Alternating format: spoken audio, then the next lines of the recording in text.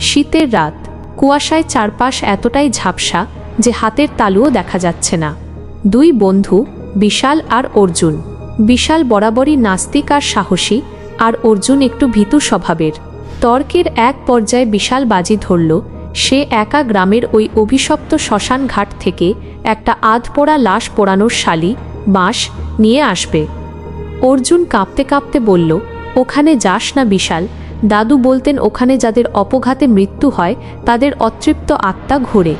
বিশাল তাচ্ছিল্যের হাসি হেসে শ্মশানের দিকে হাঁটা দিল। শ্মশানে পৌঁছাতেই এক ভ্যাপসা পচা গন্ধ তার নাকে এল।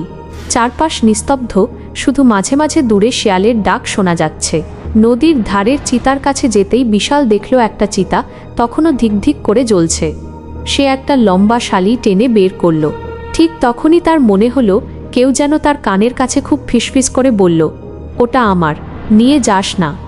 বিশাল চমকে পেছনে ফিরল, কিন্তু কেউ নেই। সে ভাবল মনের ভুল। শালিটা নিয়ে সে যখন শ্মশানের গেটের দিকে দৌড়াতে শুরু করল তখন অনুভব করল শালিটা ক্রমশ ভারী হচ্ছে। মনে হচ্ছে কেউ যেন উল্টো দিক থেকে ওটা টেনে ধরেছে। হঠাৎ একটা ঠান্ডা হাত তার ঘাড়ের ওপর এসে পড়ল। বিশাল চিৎকার করতে গিয়ে দেখল তার গলা দিয়ে আওয়াজ বেরোচ্ছে না।